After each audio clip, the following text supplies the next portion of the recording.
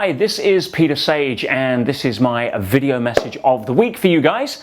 And this week I wanted to spend a little bit of time speaking about and going a little more in depth to a subject that, for those of you that know me and know some of my work, knows it a little bit of a pet hate, a little bit of a soapbox moment for me.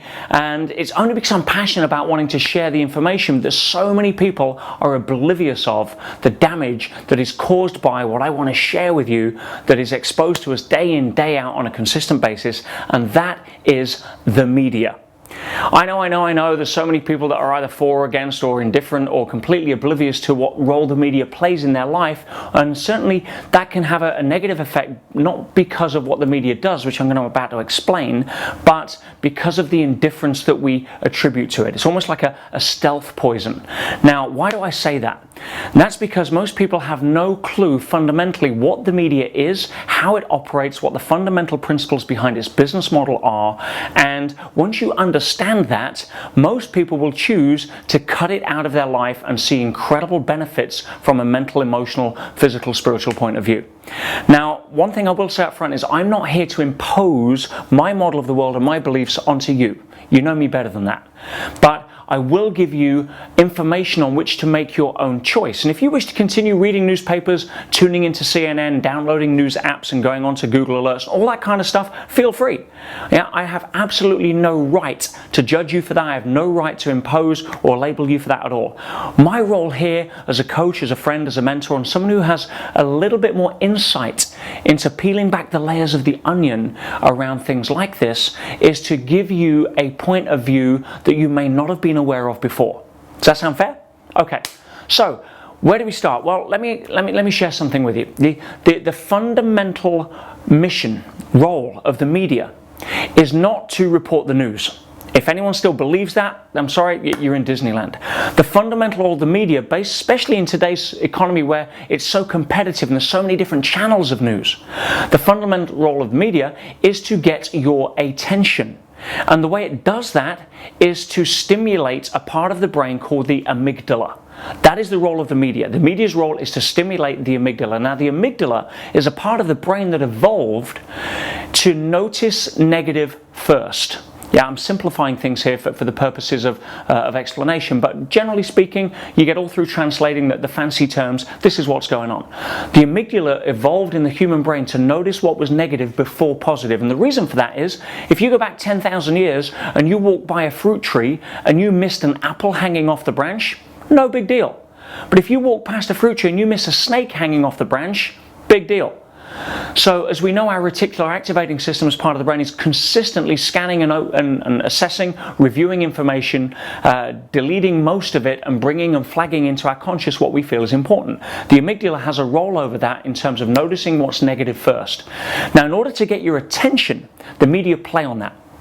Now, just so you know, I'm coming from a place of experience and not soapbox as such. Now, I haven't, hand on heart, truthfully, read a newspaper or seen a news report or sat down and watched the news or had any kind of inkling to do so for well over a decade to maybe 15 years. Now, you may find that surprising because a lot of people say, especially my role as a pretty international business guy, most people would say, well, oh my goodness, how do you know what's going on in the world? Guys, are you kidding? Right? How do you know what's going on in the world? Let me answer that question for you. Right? Everything is going on in the world. Right? Everything's going on in the world. The better question you could ask yourself would be, what would I rather choose to focus on? Because the power of what lies in the media, I mean, in fact, just come to my common sense corner for a second, right? Here we are. Just imagine, you would wake up in the morning, you'd walk downstairs, you'd sit down, and all of a sudden start being fed information about somebody you don't know, somebody you've never met, somebody in a country you've probably never been to or ever will, and all the bad, horrible, terrible, sensationalistic things that are going on in that person or country or life. Why would you want that while you're eating your breakfast? For me, it's incredible. But there's a lot more that goes on that people are unaware of, because as human beings, we're cybernetic organisms, which means we are programmable. And the question you want to ask yourself is, who is programming my unconscious? We know that we're programmed because we do most things out of habit. Yeah, we do very little out of reason, unfortunately. We do quite a lot out of passion, but very little of what we do is out of a contemplative, reflective, intelligent view. 95+% of what we do is out of habit. So where do our habits come from? They come from consistent programming. So either we get to choose that, or we throw it open to the wind, and the wind blows hardest with the media behind it. So let me give you an example of what I mean in terms of destructive. Any people out there with children? Oh, a few of you. Or any of you used to be children. Okay, so just imagine, we have a scenario that you get your little child, let's call him Johnny, and Johnny walks out of the kitchen, 4 or 5 years old, holding his box or his bowl of Cocoa Pops or Frosties or healthy breakfast, whatever you want to give little Johnny. But Johnny's walking out of the kitchen with his slice of toast or whatever it is on his plate, or holding his bowl. You turn around as the loving parent and say, "Don't drop that plate."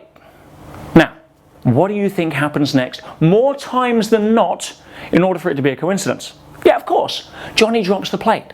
Now, why is that? Why is that? Well, the reason that is because the human brain doesn't process negation. We were not evolutionarily designed to process negative.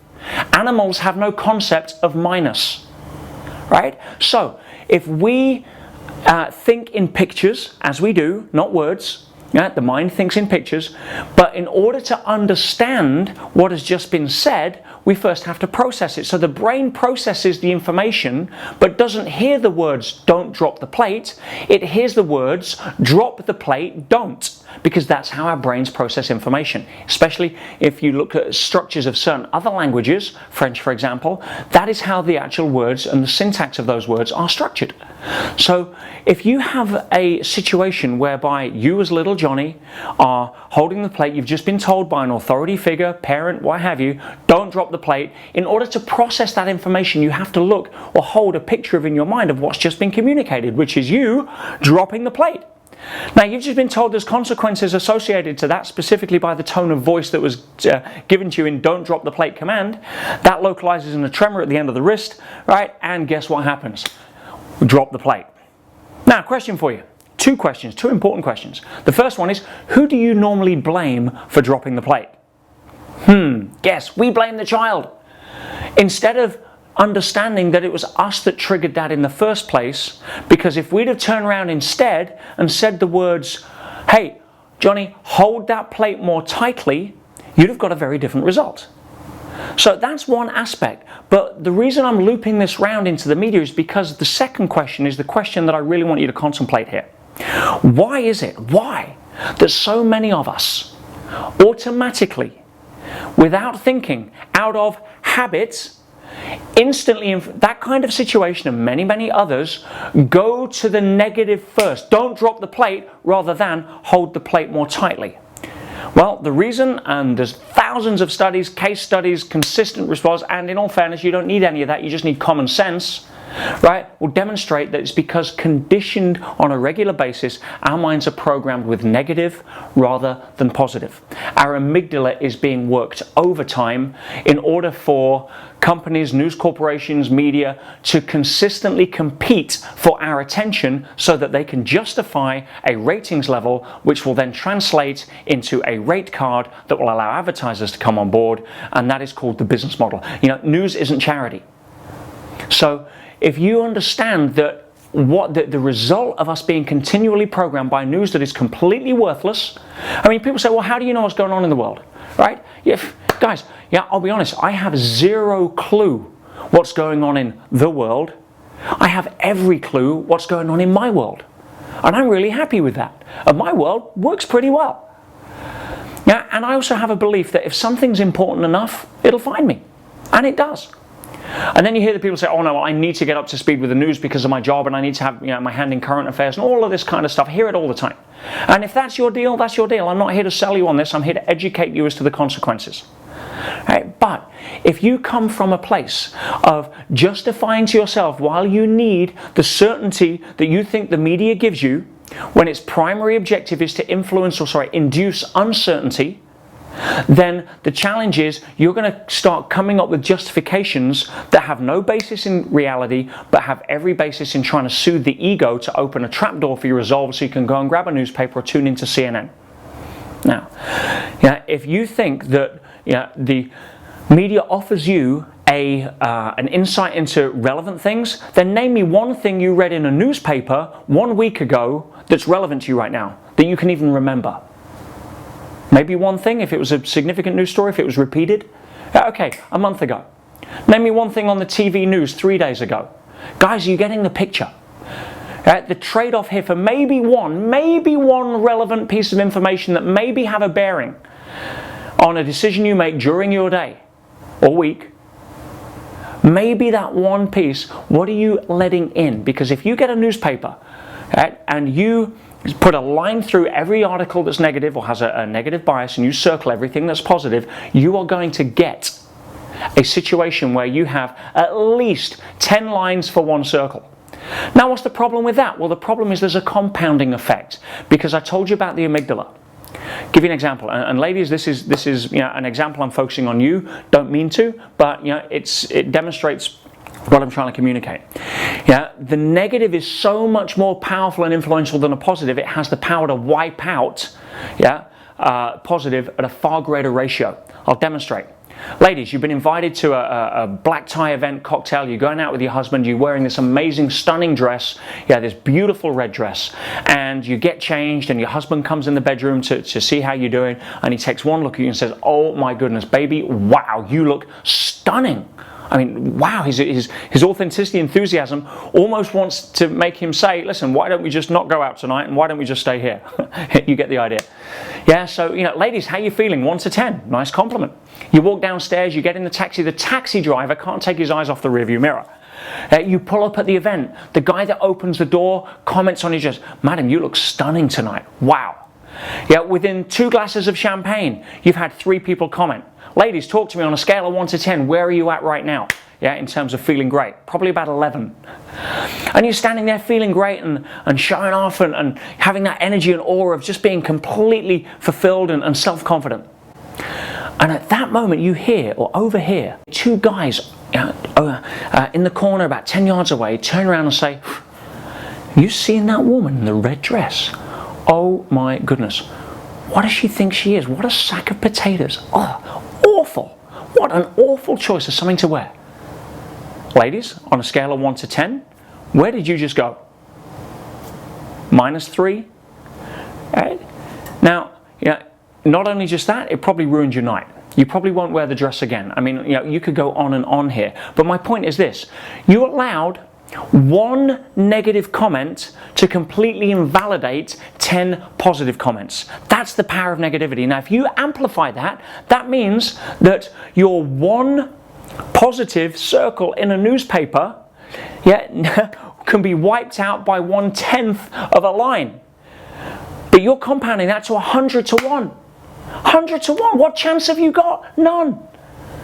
So here's what I'm going to invite you to, and I could talk about this for another 2 hours on all of the intricacies, right? Because what people are looking for really when it comes to the media ultimately is certainty. Why? Because most people are addicted to certainty. And the role of the media is to stimulate the amygdala. Why? Because it is trying to induce uncertainty. Most people are programmed through fear through the media because the media is trying to induce uncertainty. I'll say it again. Now, what does that mean? It means that you are being fed an uncertainty pill, and where do you go to get your prescription to certainty to replace that uncertainty with? Back to the media. That's why people get hooked, addicted. Oh, just turn on the news, see what's going on. Oh, just log on, see what's going on. Right, guys, you don't understand. Right, I'll give you another example. You want to see an area where people face more uncertainty than certainty, right? More than anywhere else, it's in the area of health. I mean, you lose your job, you can get another job. You lose your partner, you can find another partner. Your dog runs away, you can get another dog. You get my idea. It's not the end of the world, but you want to see something that shakes people's very foundation at a level of certainty, it's health. You just walk in and get told that you're type 2 diabetic for the first time, or that you've got a tumor or cancer, then that's a real shift in the base level of certainty that you just had about life and everything else. Reprioritizes. So here's what would generally happen. Person walks into a doctor's and is given some news that he has cancer, terminal cancer, or some form of serious illness, massive uncertainty. What happens next is the person wants to replace that uncertainty with certainty. So what will happen is they'll go do their own research and they'll look for authority figures to give them advice. So let's just say in that scenario that they go to a doctor, they go to a surgeon, they go to a radiologist, they go to a naturopath. 4 different people. Now, as I'm sure you're aware, anybody who has their own field of speciality projects that level of speciality through their model of the world, through their lenses. So what happens is you are going to get, depending on who you speak to, their particular point of view filtered through their model of the world. It's just natural. So if you go to a doctor, he's going to recommend drugs. If you go to a surgeon, he's going to want to cut. You go to a radiologist, you're getting chemo, right? If you go to a naturopath, you're going to have a natural solution. You get the idea. So the point being, guys, is this: who do you choose if you're in that situation? Which solution? Is it the one that is actually the best solution for you? Well, unfortunately, in a lot of cases, it's not. You see, you're not looking for a solution. That's the surface level. You're looking for certainty. Go behind. Peel back the onion. So, who do you choose? Well, the sad fact is, most of the time you will choose the person who delivered their argument or their solution with the most certainty.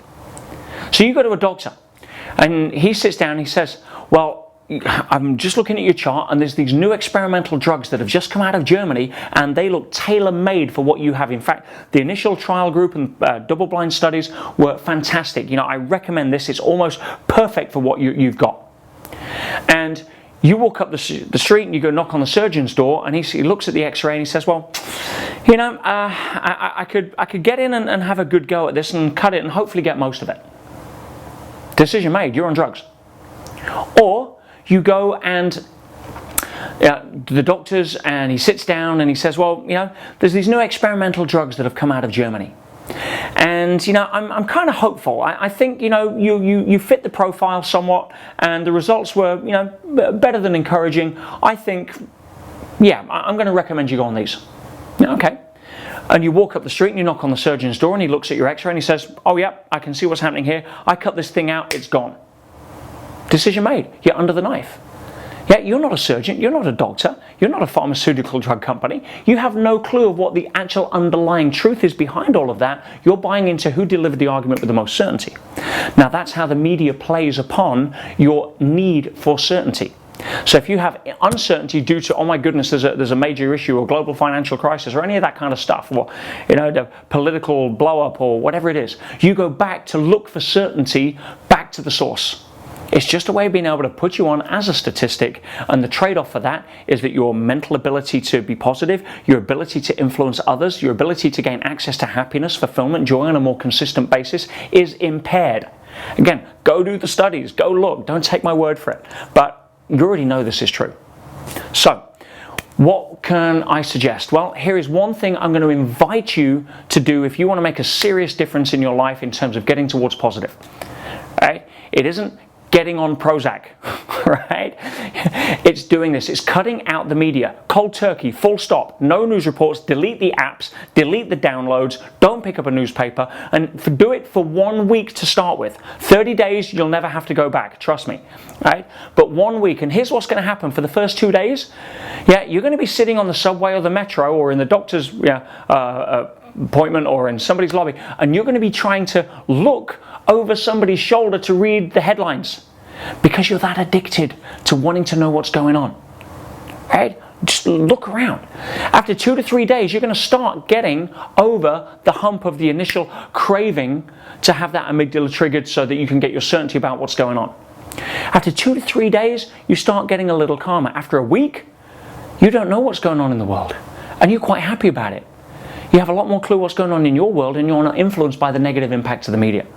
Guys, this is making sense. I say, now, here's what I'm going to do.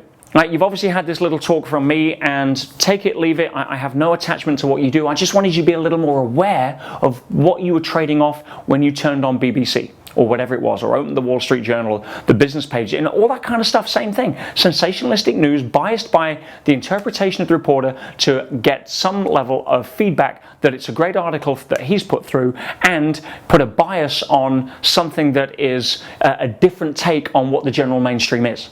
You know, that's just how the media work. Again, don't pull me back into this argument. So, yeah, there is, however, an article I came across recently that somebody sent to me, knowing what my standpoint on news was, that was written from a gentleman who has a much deeper understanding academically and very articulatedly, in a brilliant way, put together an article I'm going to share with you, and I'll either post it with this video or I'll put it on the next post. Please download and have a look at it, and please, yeah, read the article. It's about 10 pages long, but you owe it to yourself, your commitment to future development, happiness, fulfillment, and the people around you and the world you're trying to attract and create, to go through this and then make an informed decision. Because, you know, I get passionate and I can communicate, but this guy has delineated certain information that's been well studied, it's well crafted, and gives you a far more depth of understanding as to the, you know, the 12 deadly sins, as to what you're allowing yourself in for when you read the news. See if it makes sense. Some of it you can throw out, some of it's going to stare you in the face and say, whoa, I never really knew. You know, it's like a smoker who really doesn't care because, you know, it's that thing over there. You know, I know, maybe one day when I'm old I'll give up, but they're suddenly faced with an X-ray where they've got a tumor in their lung, and it's like, whoa, now I understand. I quit now. This is what I want to share with you, because this will make a bigger difference than you buying the books, you know, reading the self-help stuff. You know, we do so much in the industry, especially in the UK, you know, where we do the first step because it makes us feel good. You know, we have more cookery books in the UK than anywhere else, and we buy twice as many takeaways, right? Because people never follow through on what it is that they initially start, because the impetus for starting gives them enough feedback in the moment to feel good about the fact they've done something. Anyway, another little video there. So please, you know, have a look at this, share it with your friends if it makes sense, and try my 7-day non-media challenge and let me know how you feel. I already know how you're going to feel, but please, you know, just make this commitment to yourself and try it. Don't be a puppet on a string pulled by somebody else's agenda. Take charge of your psychology and allow yourself to be the positive, happy person that you were born to be.